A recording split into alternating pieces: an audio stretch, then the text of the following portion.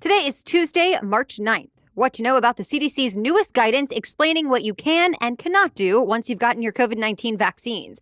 And there's a new surge at the border. What's happening now with migrant children and the response to it. Plus, why there's now a push to boycott the Winter Olympics, how much the first ever tweet could be sold for, and what to expect from the youngest Nobel Peace Prize winner as she teams up with Apple. Welcome to The Newsworthy. All the day's news in around 10 minutes. Fast, fair, fun, and on the go. I'm Erica Mandy. Thanks so much for being here. You ready? Let's do this. As millions of Americans get their COVID-19 shots, they're getting new guidance to know what's safe once they're fully vaccinated. The CDC put out new guidelines this week. They give vaccinated people the green light to go back to at least some pre-pandemic activities. For example, the CDC says fully vaccinated people can visit indoors with other people who have also gotten their shots, and they don't need to worry about wearing masks or social distancing. They can also visit with some other people who are not yet vaccinated as long as those people are at low risk of getting a serious case of COVID-19, or in other words, they do not have a pre-existing condition and they're not a senior citizen. That said, even once you are vaccinated, the CDC does still ask that you keep wearing masks in public and that you should keep avoiding crowds since you never know who else might be at high risk. The CDC says more activities will be okayed once the number of cases and deaths go down a bit more. Also, when more science comes out about how well the vaccines actually work to help cut down the spread or transmission of COVID-19. And to be clear, you are considered fully vaccinated 2 weeks after getting both doses of the Moderna or Pfizer shots, or 2 weeks after getting the one-dose vaccine from Johnson & Johnson. About 10% of the U.S. population is now fully vaccinated so far. And as more shots roll out, a lot more people are becoming eligible. In fact, as of this week, grade school teachers in every U.S. state qualify for a vaccine.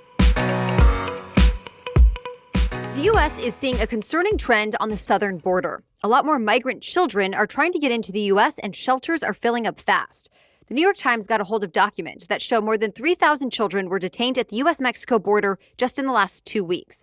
That's more than triple the number from 2 weeks earlier.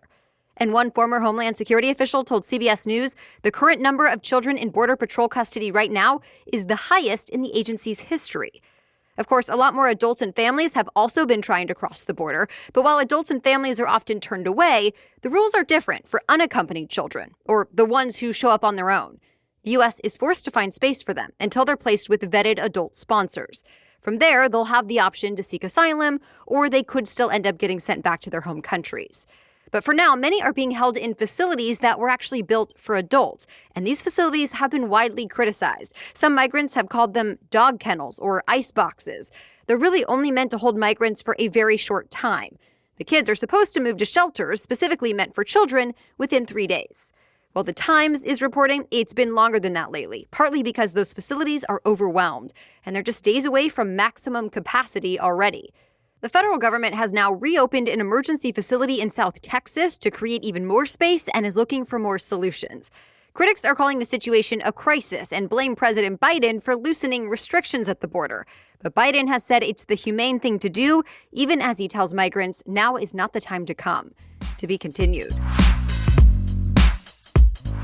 Today, the former police officer charged with killing George Floyd is going to be back in court. It's time to select the jury for his murder trial, which is set to start later this month. Remember, Derek Chauvin is charged with second-degree murder and manslaughter. Prosecutors say he killed George Floyd in Minneapolis last May by kneeling on his neck for more than 9 minutes during a police investigation. And as you know, the whole thing was captured on video. Still, defense attorneys are reportedly going to argue George Floyd actually died from drug use and an underlying health condition, not from Chauvin's restraint. Meanwhile, security in Minneapolis is tight. Concrete barriers have gone up, as well as fencing around the courthouse. Hundreds of people have been gathering in the area the last couple days, demanding justice for George Floyd. Protesters held banners and spoke over loudspeakers, calling on jurors to, quote, do the right thing. So far, all protests have been peaceful. Another Senate Republican has decided to retire instead of run for re-election next year. Senator Roy Blunt from Missouri is now the 5th Republican to bow out of the 2022 midterms. This came as a shock to a lot of lawmakers. Blunt holds a powerful position in Congress as the chairman of 2 committees and the 4th highest-ranking Republican member of the Senate. Blunt is 71 years old, and in his announcement, he mentioned he's already served decades in public service and won 14 other elections. So it seems he's had enough. But of course, since he's now one of 5, some politics watchers are wondering if there's something bigger playing into the trend. In fact, one GOP strategist thinks it's possible these Republicans want out of an environment that could pit pro-Trump Republicans against more traditional conservatives. Either way, Blunt's retirement paves the way for a crowded, competitive Republican primary in Missouri, followed by a closely watched election. And it will not be the only one. All in all, there are 34 Senate seats up for grabs in next year's midterms. We'll be keeping you updated. All right, we have much more news still ahead, but first, this episode of The Newsworthy is presented by America's leading beverage companies who are working together to reduce plastic waste in our environment. Not all plastic is the same. America's beverage companies are carefully designing 100% recyclable plastic bottles, including the caps. Their bottles are made to be remade, and they're investing in community recycling programs to help get more bottles back so they can be turned into material used to make new bottles. That completes the circle and reduces plastic waste. Please help get every bottle back. Learn more at everybottleback.org. Again, that's everybottleback.org. Okay, now back to the news. Tennis star Novak Djokovic set another new record. He's now spent a total of 311 weeks as the #1 ranked tennis player in the world. That means he has now surpassed the record once held by another legend, Roger Federer, by just 1 week. Djokovic called reaching the milestone a relief and says it means he can now focus on just winning titles. Already, he's won 18 Grand Slams. For now, Roger Federer and Rafael Nadal still hold the record for the most Grand Slams with 20 each.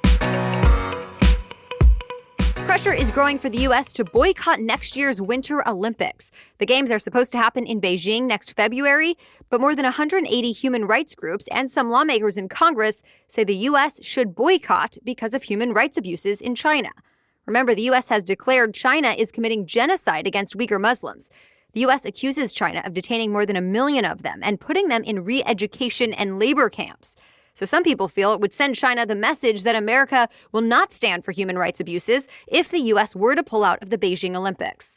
One congressman even introduced a resolution urging the U.S. to skip the Games unless they're moved to a new host country.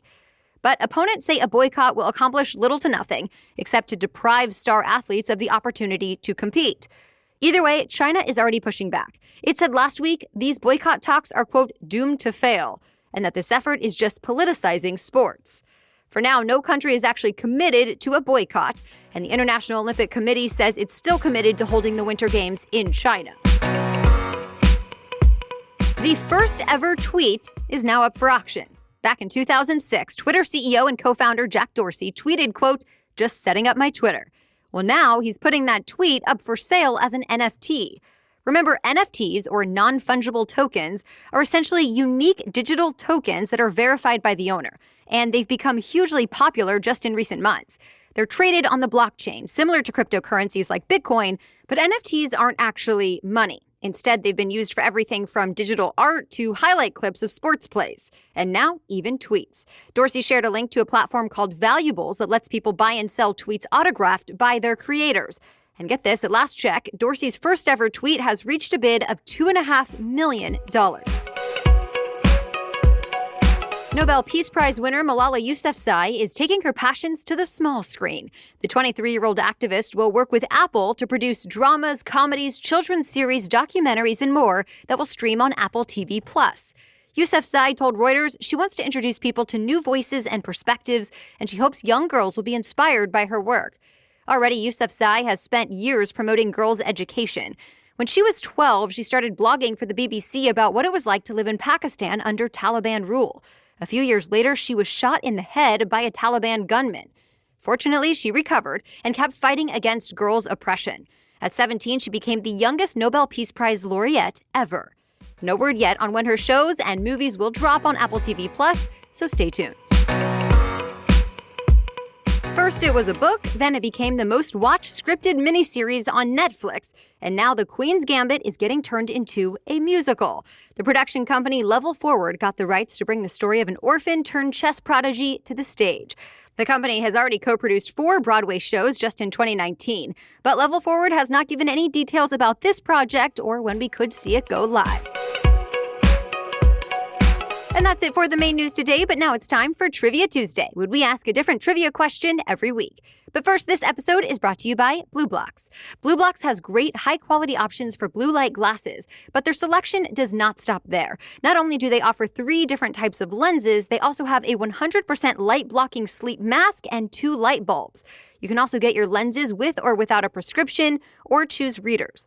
No matter what, BlueBlox creates their products with the peer-reviewed research about blue light and health in mind. The team also makes fashion a priority and launches new lines of frames every 6 to 12 months to make sure you have the latest on-trend styles. And finally, BlueBlox is the only blue light glasses company with a charity partnership. I love that they donate a pair of reading glasses to someone in need for each pair of BlueBlox glasses sold, giving the gift of sight to those who cannot afford it. So learn more and get 20% off your order at BlueBlox.com/newsworthy. That's BlueBlox, BlueBlox.com/newsworthy. BlueBlox.com/newsworthy to get 20% off your BlueBlox order. Okay, now back to Trivia Tuesday. Today's trivia question is, what is the painting La Gioconda more commonly known as? You can answer this week's question in our quiz posted to Instagram stories, so find and follow us on Instagram. We're at NewsworthyPod, and then you can play along. As for last week's trivia question, the moon has how many phases? The answer is 8. Of course, the one we all know is the full moon, when it appears completely lit up in the sky, but there are also 7 other phases. There's a new moon, when you can't see the moon at all from Earth, plus there are 2 different crescents, that's when you can see the smallest slivers, 2 quarters that make it look like half the moon is lit up, and 2 gibbous moons, that means it's almost full. Every month, the moon cycles through all 8 phases. Of course, the moon does not shine itself, it just reflects sunlight. So depending on where the moon is as it orbits the Earth, depends on how much of the lit side we're able to see. Shout out to Joey, Katie, Kirsten, Jessica, and everyone who played along on Instagram. All right, thank you so much for listening today and making the newsworthy part of your daily routine. We'll be back with much more news to know tomorrow. Until then, have a great day.